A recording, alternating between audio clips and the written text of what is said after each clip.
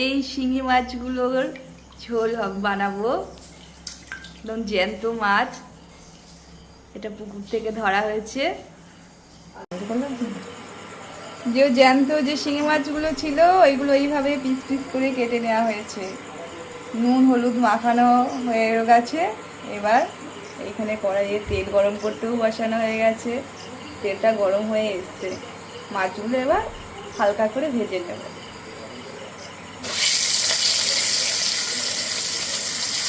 ভাজার দরকার নেই, একদম হালকা একটু ভাজতে হবে।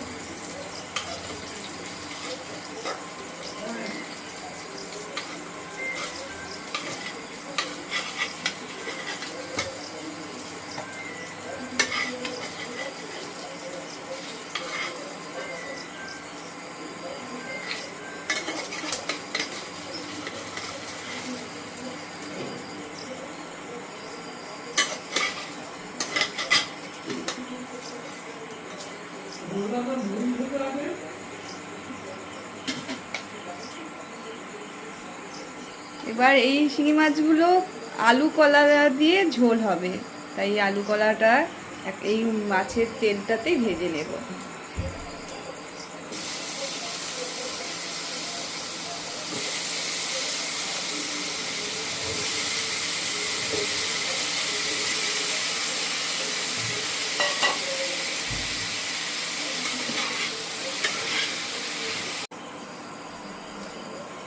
কষানোটা হয়ে গেছে, ভাজাটাও আগে হয়ে গিয়েছিল। এবার জল দেওয়া হবে।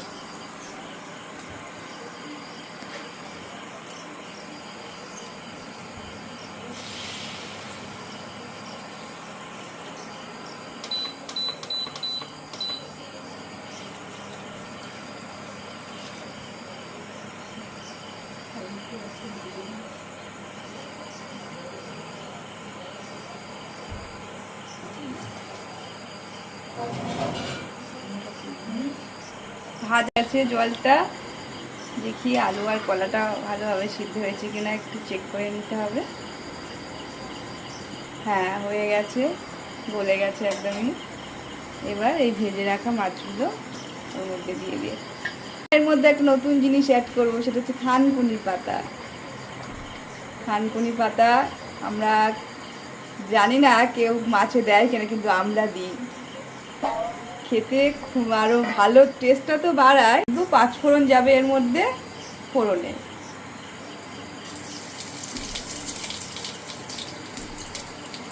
আমরা একবার প্রথমে মাছ ভাজার সময় একটু তেল দিয়ে হালকা তেলে মাছটাকে ভেজে নিয়েছিলাম।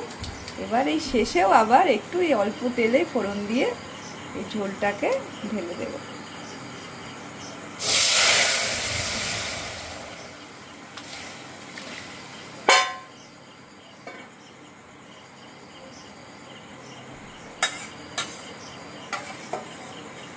সবার শেষে যদি ফোড়ন দেওয়া হয় তাহলে টেস্টটা আরও বেশি ভালো হয়।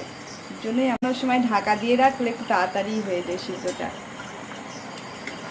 আর এবারে আমাদের সেদ্ধটাও হয়ে গেছে, শিঙি মাছের ঝোলটাও কমপ্লিট হয়েছে।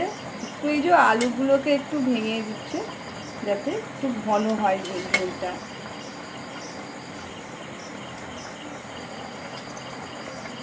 রান্না কমপ্লিট, আর কিছুই দেওয়ার নেই। এই 2-3টে জিনিস দিয়েই রান্না, প্লেন ঝোল, খেতে খুব সুস্বাদু, স্বাস্থ্যের পক্ষেও খুব ভালো।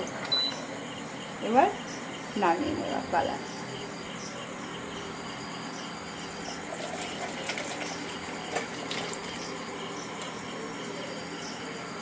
আজকে আমাদের